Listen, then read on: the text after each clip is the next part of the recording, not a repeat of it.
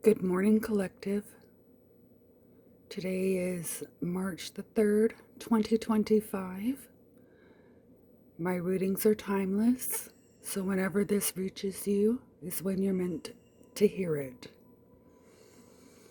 I am currently only operating with a phone, and this is my very first video with my dog whining in the background. I apologize. Please be kind.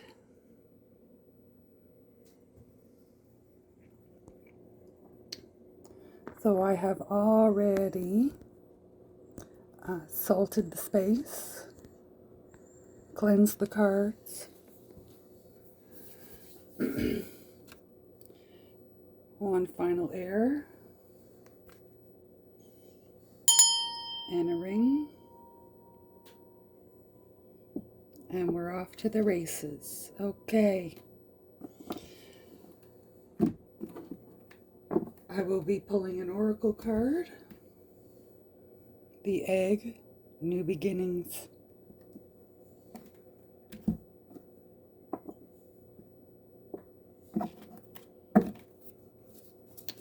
This deck is a little bit longer and my hands are a little bit shorter, a little bit smaller, so it's hard for me to shuffle them long sideways. I'm using the World Shaman Oracle deck.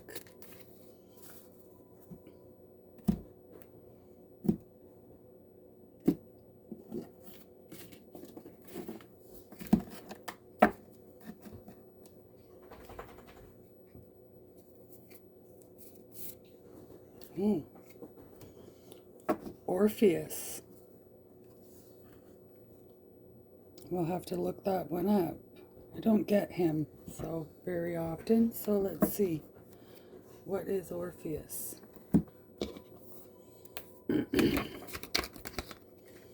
This book is not in alphabetical order, so it's kind of disappointing, but I love the cards. They're beautiful. This is limits. So the little paragraph here says, I am parched with thirst and perishing. Then come drink of me, the ever-flowing spring. On the right, a bright cypress is there. Who are you? Where are you? I am the son of earth and starry heaven, but my race is heavenly. This is the inscription on a thin gold Orphic tablet from the 4th century BC, found inside a cinerary urn in Thessaly. These tablets were named after Orpheus, the ancient bear who could speak to animals and dared to pass through the gates of hell while he was still alive. Poetry is a form of shamanism that takes place in language. Each word acquires value in the verses and has the power to enchant the world, literally singing the world within us and the world singing us within it. Orpheus, son of the muse Calliope, the beautiful voice that inspired epic poetry, lost his wife Eurydice after she was bitten by a poisonous snake. He went to recover her from hell, where he used his harp and voice to appeal to Hades, the god of the underworld. Hades allowed Eurydice to return to the world with Orpheus on one condition, that Orpheus not turn around to look at Eunice on their way back. But Orpheus looked back, anxious to see if his wife was following him. And Eunice disappeared back into the underworld forever. Although a shaman can travel to other realms, they cannot defeat death. This is our necessary limit, making us who we are and driving us to continue on our path. When we encounter Orpheus, we know our limits. They are the driving force behind living, even when they stand out clearly in our pain. That's a kind of a downer card, I would think, but let's see what it's all about. And this is the World Shaman Oracle. This is the guidebook or the descriptions of the cards.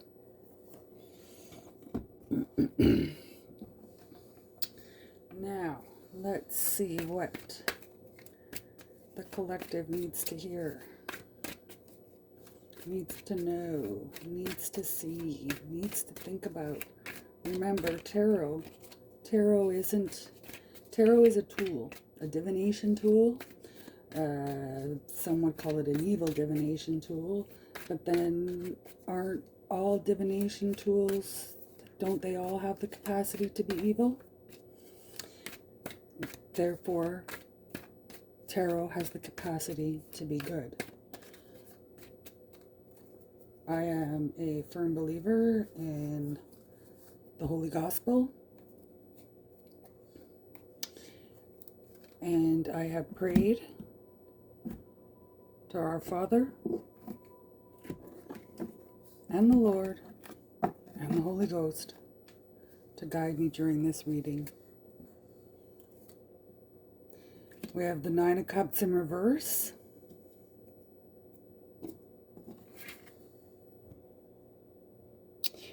The Nine of Cups this way is wish fulfillment. So I'm not sure why it's upside down. Let's take a look, shall we? Ew. The King of Cups is upside down. There's something's not, it's a bad energy there. Oh, and I don't sugarcoat nothing. I tell it like it is. Ooh. The Eight of Swords. Well, this is Eight of Swords is in reverse. See, if it were this way, you could see she's bound, but she's not really bound. You can see the chains are not, but now it's this way. So it's almost like you see things. You're seeing what you need to see. You're not up all in your head. You're doing something.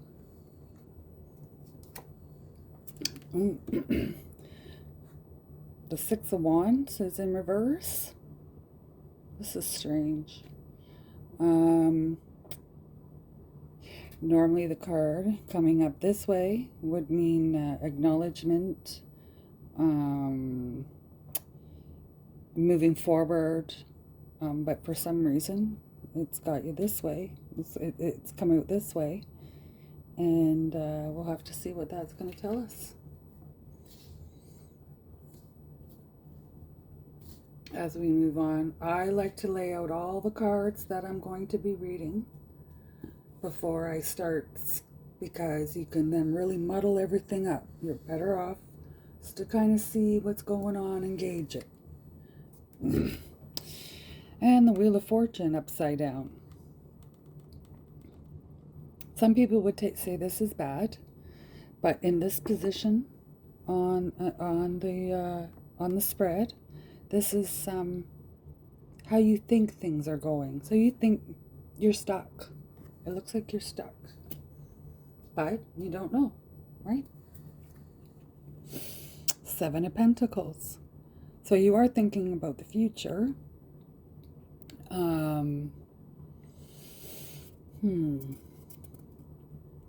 Maybe contemplating on what to do next. You do have reserves, but they're not, you haven't depleted your reserves yet, and you know that you have to do something about it.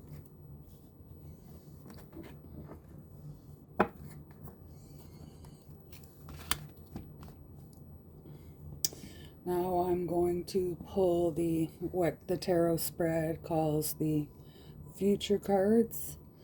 I call them, this is what happens, this is what could happen with this situation over here. So I give the cards another couple shuffles. My hands are too small to bridge these cards. Ooh, the Sun. That's a nice bright card. It illuminates the entire universe. That's a good card. That's a nice card to have. Ace of Wands. Remember the egg? The egg from the Oracle card? New beginnings. Ace of Wands is a new idea that requires action. So let's see what's next.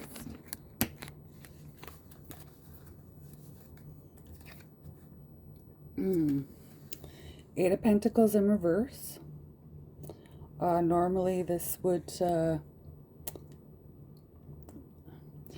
if it were this way, it would mean you're not afraid of hard work. You're willing to work long into the night, do whatever it takes, but you're calm about it. This way, I think maybe you have the idea, but you might be stuck on the execution of that idea. So let's see what this Ace of Cups. This is a nice card. Yeah, this is in the outcome spot. Let's move these down a little bit. There we go. Alrighty, now let's have a look at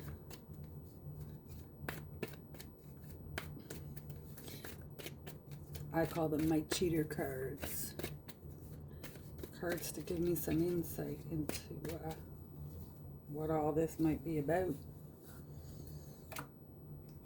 Ooh, Eight of Wands. Two of Cups in reverse. The Lovers, the right way. And the Queen of Wands, the right way. So the first card that came out was the Ace of Wands. This is fast moving, speedy, could indicate travel. So let's see. The Two of Cups in reverse. So this is, no, if the card were this way, that would indicate a union or maybe a meeting of minds, or you know,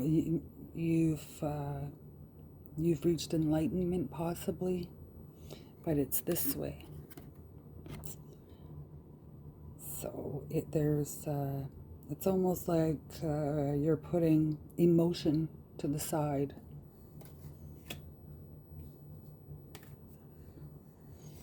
And then we have the Lovers card in the upright. I love this card. It's so seductive. This is passion, balance, love, bliss.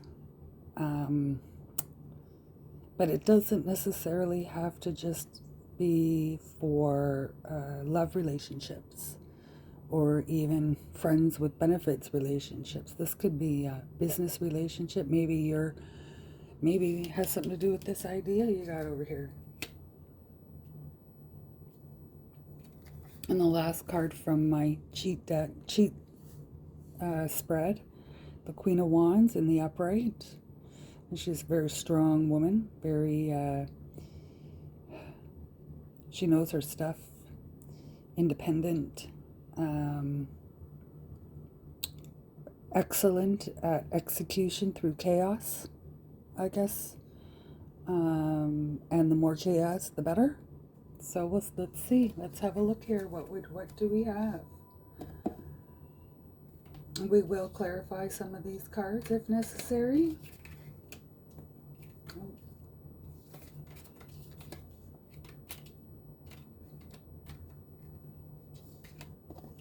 Okay.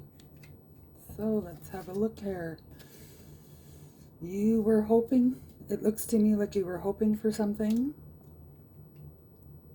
and it didn't come through. Something didn't come through. Now this doesn't necessarily, it's the Nine of Cups and the King of Cups. Both of them are in reverse. So that somebody's upset the apple cart here in some kind of an emotional relationship, and it doesn't necessarily have to be a passionate sexual relationship.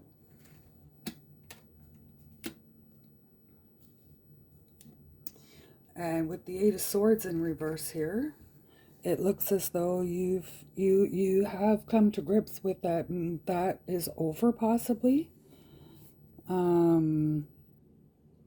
You're ready to unbind yourself, remove your blindfold, and see it for what it really is. You're out of your head.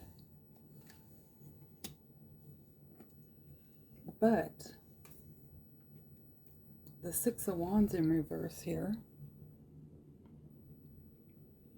if it were this way, like I said earlier, it would mean acknowledgement, moving forward confidently, celebration, victory even, acknowledgement. But it's this way. So it's almost like maybe you're afraid. Maybe you're afraid to move forward. Maybe you're afraid to be known or acknowledged, or maybe at work, maybe you're afraid to get a pat on the back. You don't want that type of attention.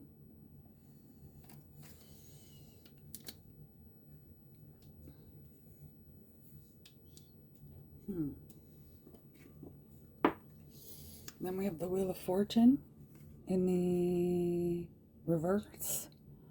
So this tells me that you're trying to maybe figure out what you want to do. You're stuck, but you're going to figure it out.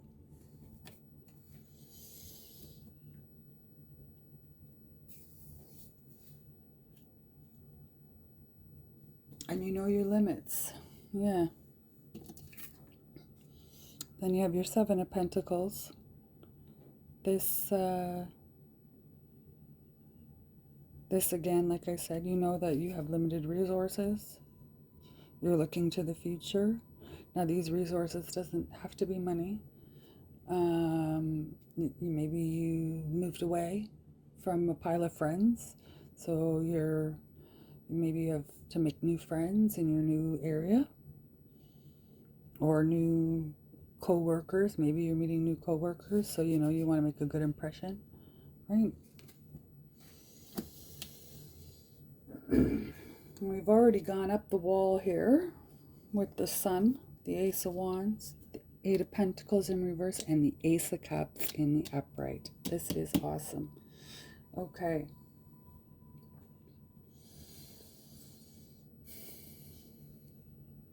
The Sun is an ending, and the Wand, I shouldn't say the Sun is an ending. The Sun is the end of one journey, and the Ace of Wands is the beginning of another. So it looks to me like whatever is happening here, that could be your love life, it could be even your work, it could be anything, and you've moved on, and so this is finished. This has been completed. You have a new idea. Maybe you're not sure how to execute it. This first card, the Ace of Wands. So you have a new idea to execute, and you're going to do it. You want to do it in a hurry. You want to do it quickly, or you have to do it quickly. Maybe it's to find a new job, and you need it to sustain yourself, right?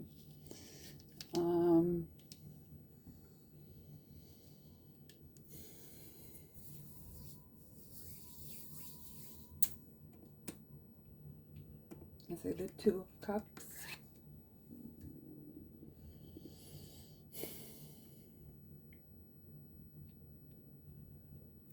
I want to bring the Two of Cups back over here into this, like it's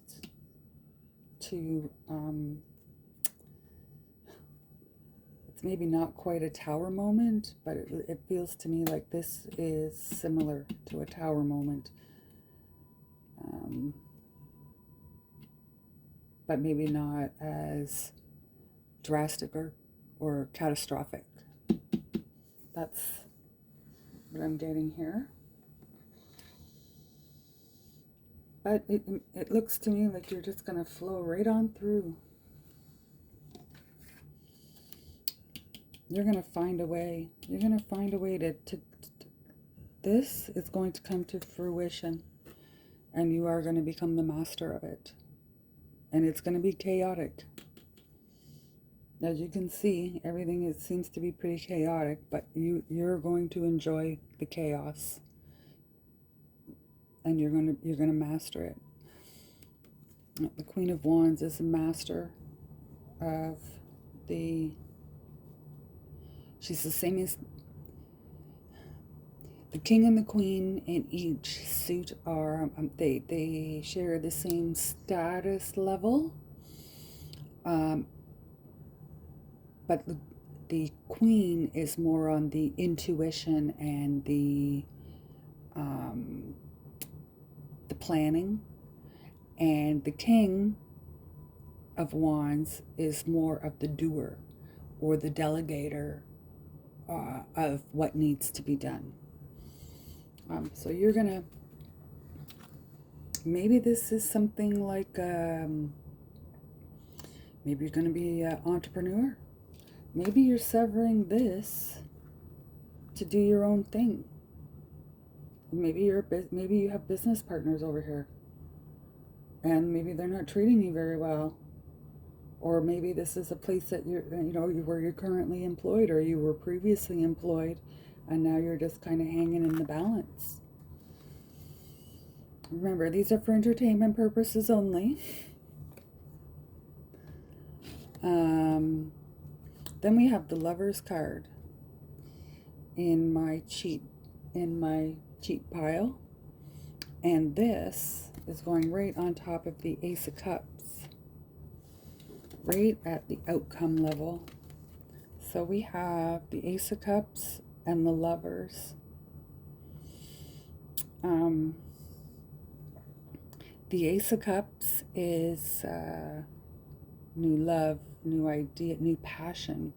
And then the Lovers, obviously, passion and balance, harmony.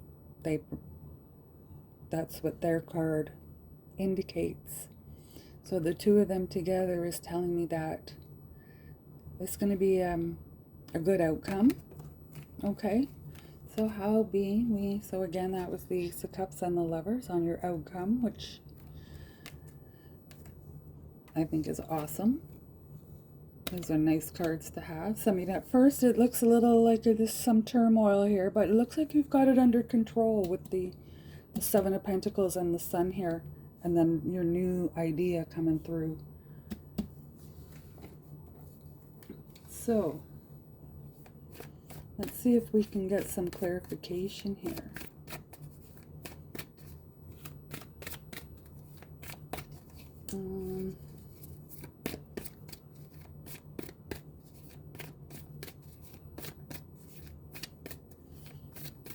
Tell me more about the Wheel of Fortune.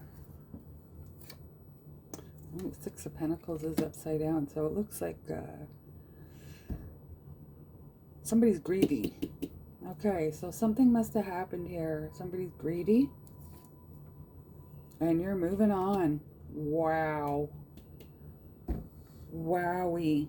This is awesome. Okay, so I asked for Spirit, the Creator, to tell me about the Wheel of Fortune upside down. And the first card that came out after that was the Six of Pentacles upside down. And this way means harmony, balance, sharing, kindness, all those, pay it forward type things, share the wealth type things. Okay, and it's upside down. So this tells me that there was some type of, maybe they didn't want to pay you what you were worth. Who knows? Okay. Or maybe if this is a relationship, maybe you were expected to foot all the bills, or a majority of the bills. But then out comes the Chariot card. And the Chariot card is telling us that you're moving on. You're looking in the past and you're like, yeah, no thanks, I'm out of here. So whether this is a job or a relationship, it looks like you're contemplating either leaving or you have left. Yeah, wow. So that's good. It looks a little bit nasty at first, but it turned out well. My name is Friendly Friday, because I'm fried. So, I take what resonates with you and leave the rest. And I hope that this reading worked out well for you. Thank you. Namaste.